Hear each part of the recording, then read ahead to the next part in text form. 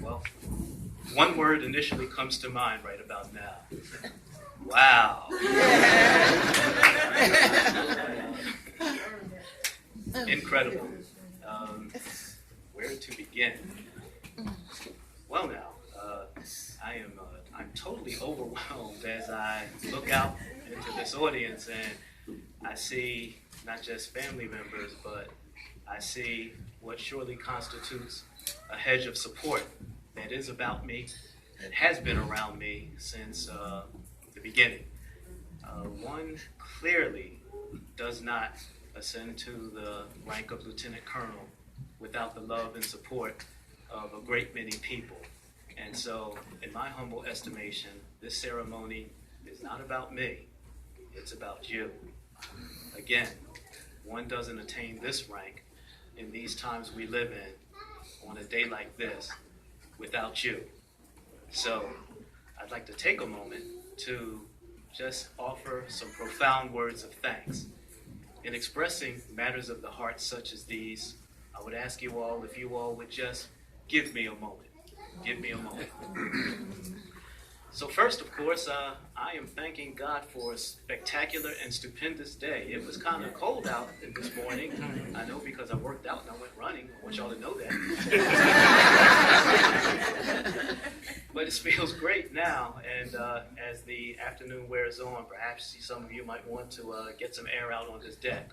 The manager here at the Springfield Country Club asked me to point that out, that you all could admire the deck that overlooks their fine golf course. So I did my job there. But I just want to offer profound words of thanks in general, and to some specifically, again, for helping me to get here, because it would be very foolhardy of me to think that I'm standing here right now because of anything or everything that I've done. It's just not so. So I'd first like to recognize and General Coots, or as he told you all, Big Bro, as he stated, just wanted to recognize my direct support, my family.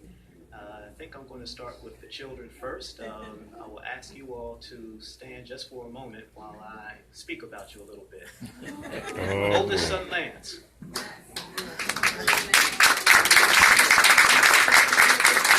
So Lance, he is my fast tracker, and he is a fine young man. Lance is finishing up his bachelor's in nursing. He has, within the crosshairs of his career objectives, nurse anesthesiology. And he is already, you need a bunch of hours for that. You need acute care hours, long-term care, ICU hours, and he has already embarked upon that because just this past August, he took for the first time and passed the national licensure exam for nursing.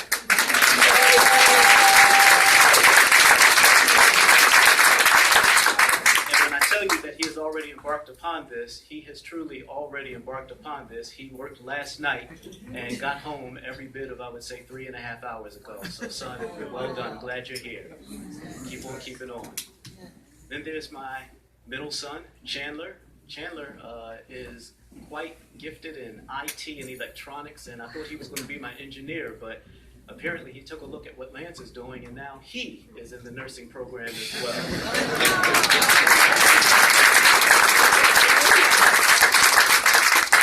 He has begun his collegiate career with 23 advanced academic credits, and son, you just keep on keeping on as well. Then my youngest son, Cameron. Cameron was accepted this year into the very prestigious Haverford School and is doing wonderful things there. He hasn't even been there a year yet, but his peers a few weeks ago voted him to be their class representative. Very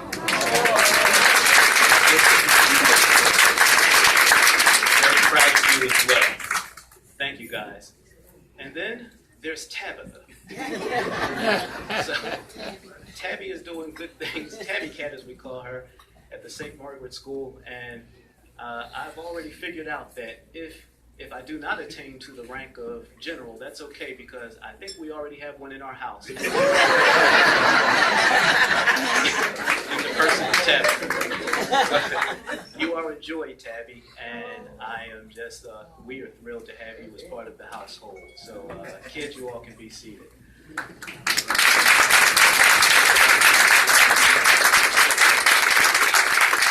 So I started with the children first because I would like to throw a lot of shine in the direction of the young lady for whom, without her, my children literally would not exist. And that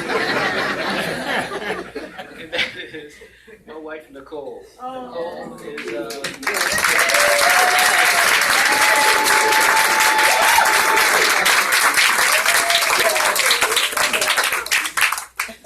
Nicole has stuck with me. The fact of the matter is, when we met, I was still an up-and-comer, and she was the scientist, the analytical chemist for Roman Haas. But I guess Nicole saw something in me, you know.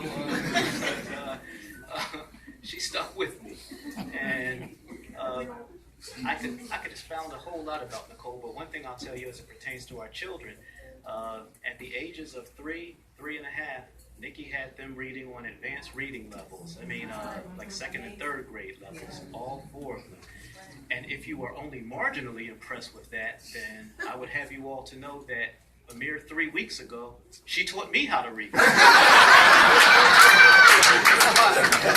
look how far I've come. So thank you, wife. In all seriousness, you know, you hold things down at the household, and I would like for you, my wifey, to accept this expression of love.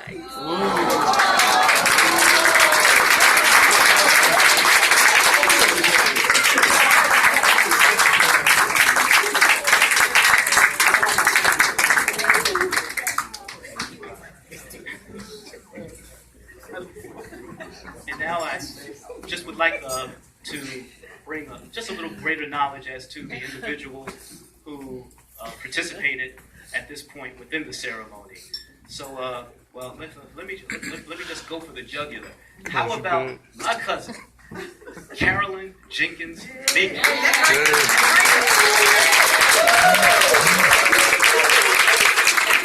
Did she blow out that national anthem like you've never heard before? And now for the backstory. About 4 hours ago, it's not that long, I received a phone call, and it was my cousin Carol. And she told me of the travails she's had health-wise, such that she wasn't quite sure if she could tackle the national anthem in the manner that she's typically aware of. But my paternal side of the family, my dad's side of the family, we got some singers. So I said, Carol, I was like, you perform at this level right here, so even if you're not up to your best, it's like what mere mortal singers would probably consider to hear. So, you know what? You just continue to get yourself ready. You come on to the Springfield Country Club, and you blow on the mic, the national anthem. And again, dear cousin, thank you so much. She's in great demand. She actually had an afternoon gig for the gift of her voice, but she canceled that, but she's here for me. And I appreciate you.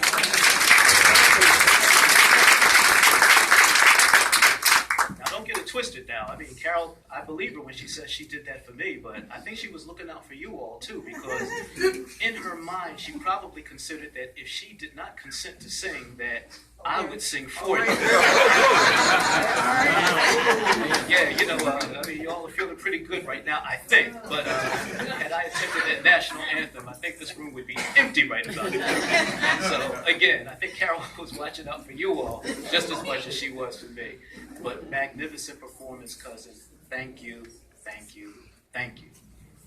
And then I would like to point out to you all the invocation that came from Command Sergeant Major retired, the Reverend Ed Tatum.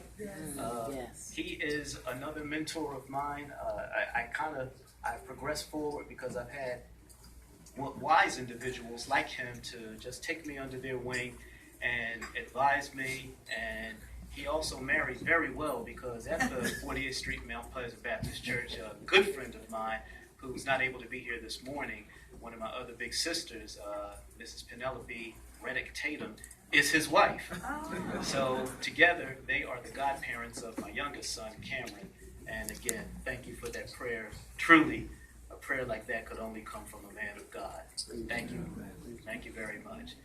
So, floating around and about the place before we began, during the ceremony, and will probably be helping me afterwards, I would like to introduce everyone to Chief Warrant Officer 2, Kyle Straker.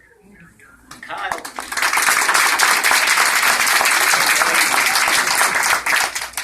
I met Kyle during my very first command at the 2290th U.S. Army Hospital. We were a huge unit at that time. We were about 1,000 strong. I believe Alpha Company, ma'am, was 500 nurses alone. And then you had Bravo Charlie, the Bravo Company, and the company I commanded, Charlie Company. So with a unit that big, I used to see Kyle around, but I never really got a chance to talk to him initially. I could tell that he was very smart, brilliant mind. Again, another one of those IT type of guys. And he was into Star Trek as well. That was like, so fast forward to when we were mobilized to assume command of the medical holdover company. I was getting a rundown who from the 2290th had also been cross-leveled with me. And they went down the names, and then they said, and Kyle Straker. And I'm telling you this story because after the ceremony is over, he'll tell you if I don't, so I'm basically taking the pain down. When I heard him say his name, I said, Sergeant Straker. You mean the weird guy? But understand, it was because I viewed him as just being so intellectually superior to most of the rest of us. You know, maybe I was hating just a little bit. I told Kyle that story, and every other conversation, he found some way to squeeze that in there to make me feel awful. You know, well, you know when you first learned that I was coming into your, no, okay, you got me. But this guy, he has been with me from the beginning. I could share many stories with you. One thing about the medical holdover, to be commander of the Wounded Warriors, it brings the stark reality of what they face right up close and personal. I promised I wouldn't share so many war stories with you all, but there was one early morning. I didn't get back to my quarters until 1:30 in the morning, and about 1:35 the phone rang.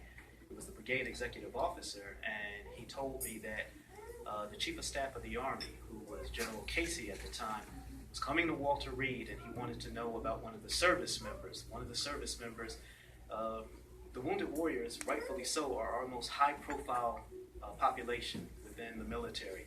And one had General Casey on speed dial and called him with some incoherent concerns. But it was enough that General Casey wanted what we call a situation report at 04:30, 3 hours from then in the morning. So I said, I was tired, y'all, but I said, okay, got it, on it. And I called Kyle and gave him a rundown of what was going on. I said, I'll head to the Malone house and see how the sergeant is doing, and you meet me at headquarters.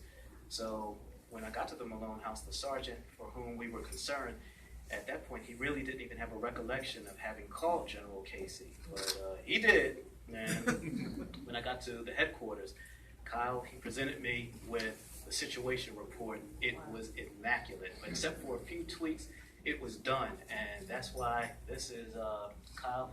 Today, again, he has since been accepted into Warrant Officer Candidate School as a CW2. He is a Black Hawk pilot and has flown rescue missions in Iraq and Afghanistan.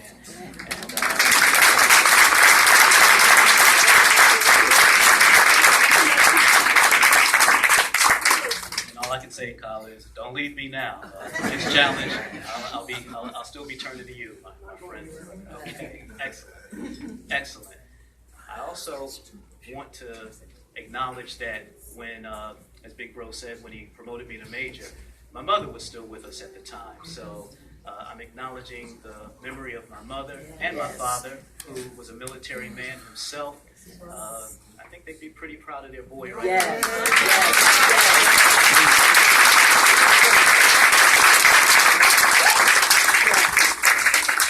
And I'm so proud and honored that amongst my family that I have here, my father's sisters, the Golden Girls, as we call them, right here. so much. Wanted to make just a couple dedications, if I will. Army tradition says that now that the major rank has been removed, that I should find a captain who is well on the way to becoming a major based on his or her leadership traits and the overall well-rounded individuals they are. But on this day, I say, what is tradition if it can't be tinkered with? So I would like to take my old rank. Is it still here, Carlos?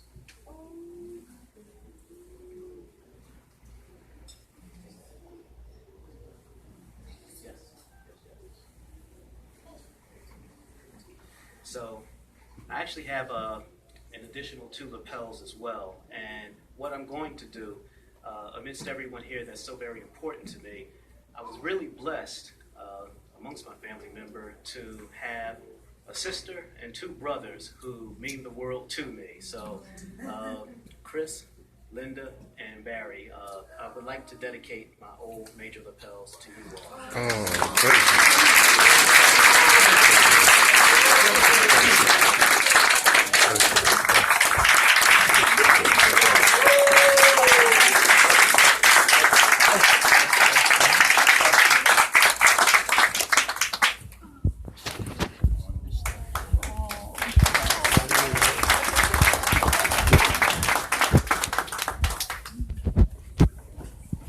Barry, major lapels for you and your wife are all Just a little too late.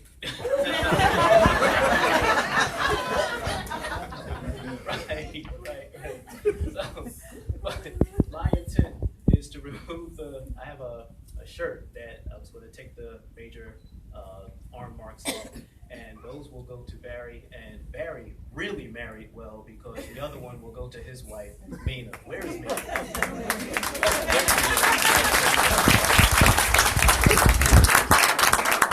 Once again, the backstory. So when I came to the conclusion that I would do a promotion ceremony, and that in and of itself was a story of itself, because my feeling was, well, you know, I'm blessed to have been promoted to lieutenant colonel, and who needs a ceremony? So I made the same observation when I was promoted to major, and I share it with everyone now. When we're in a tactical environment, we have to shift to hand and arm signals. You know, this means rally up. This means disregard my last command. So as it pertains to some of the families sitting here, I think I came up with a new hand and arm signal when some of you got word that maybe I wouldn't do a promotion ceremony. And it's not a hand and arm signal that really exists in the Army, but it fits you all so well because that hand and arm signal, when I told some of you that maybe I wouldn't do a promotion ceremony, would likely go something like this.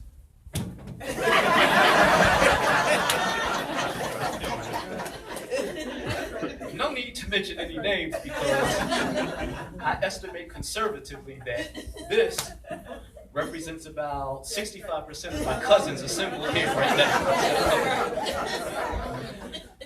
Y'all think y'all going like this too. I'm a lieutenant colonel.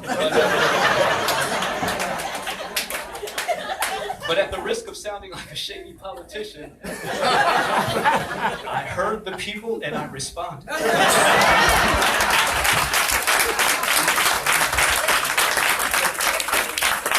So thank you, dear cousins, for your instructive input as to how we got here today. I thank you.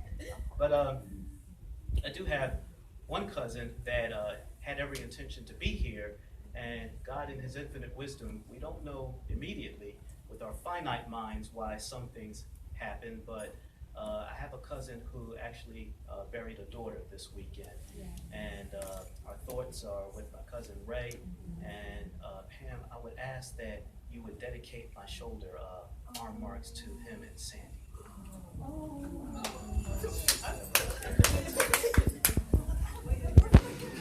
Thank you. Thank you. Thank you. Thank you so much.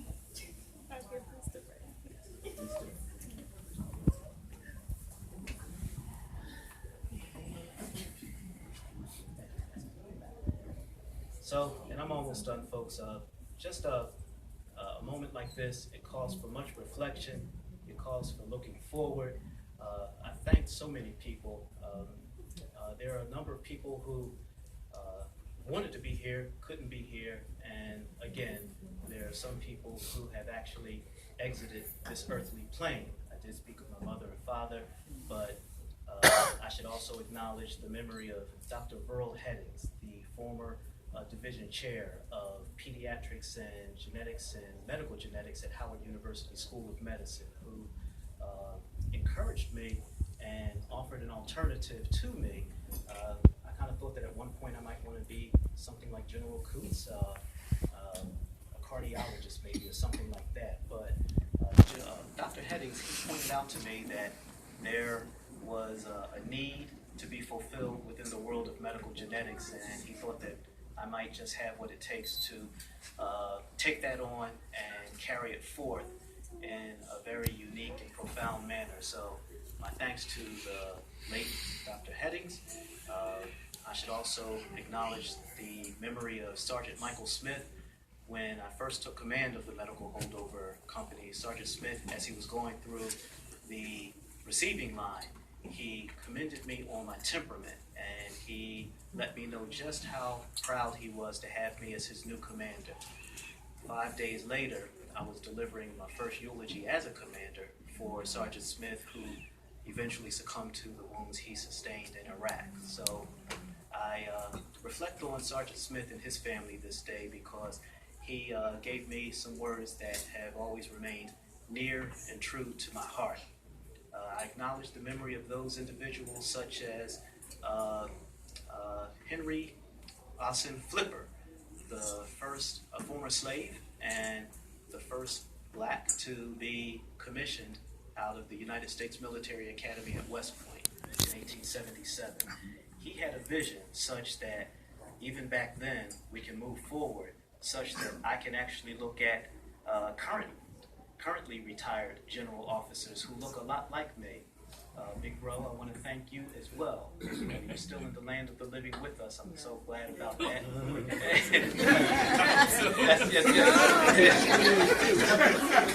I say that in the context that I'm making the transition now from those who have departed. But General Coots is very much still here. But I do want to thank you, Big Bro, because as you said, when we met, we really just hit it off. You've read his very impressive bio. One of the things not included in there is he too has what we call bison blood. He is actually a product of Howard University as well. Once upon a time ago, he did his ROTC there, and the ROTC program has a wall of fame. And if you look at those general officers, his picture is up there as well. Wow. So every year,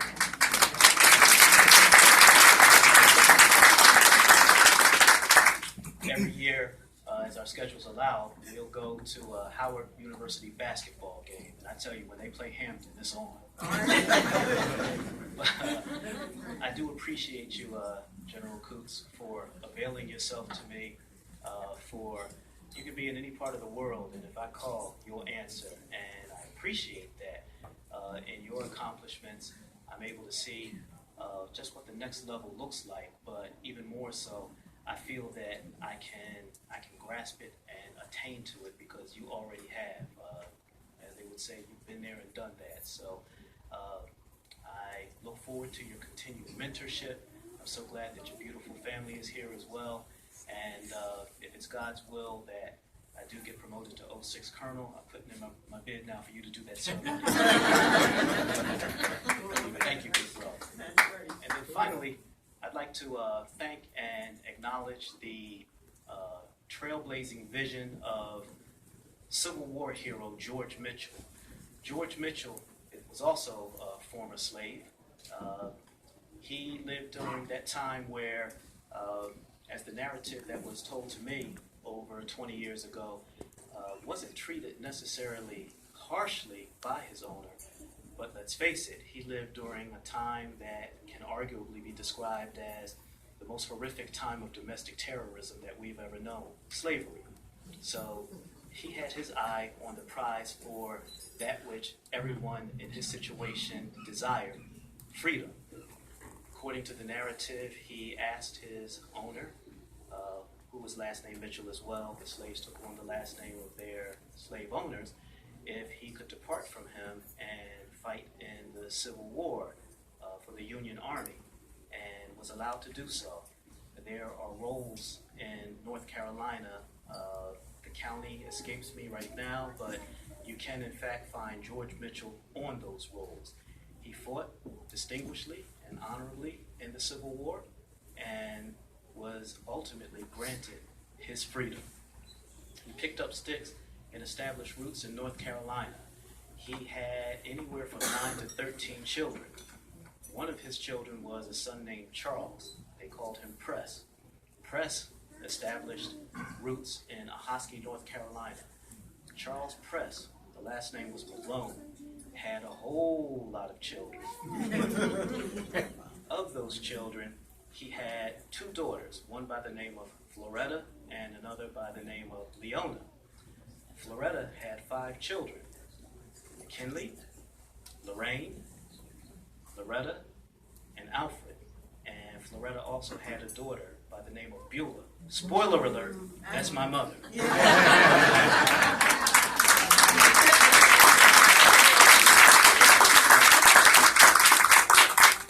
So I took you through that stroll through history in acknowledging not just George Mitchell as a trailblazer and a visionary thinker, but I acknowledged our great-great-grandfather for what he did and for his vision, making a day possible like this. And I mentioned his other daughter, Leona, because Ed and Lawrence, he's your great-great-granddad as well. I look forward to learning more about my paternal side and the military exploits that our family members have had, that I might share those stories as well. But for now, please know that, once again, I feel that this day culminates into something that is not about me, but about all of you. I am overwhelmed that you're here. I love you all dearly, and if I have made you proud, be advised, as we say in the military, that I intend to keep you proud. This is Lieutenant Colonel Jenkins, out.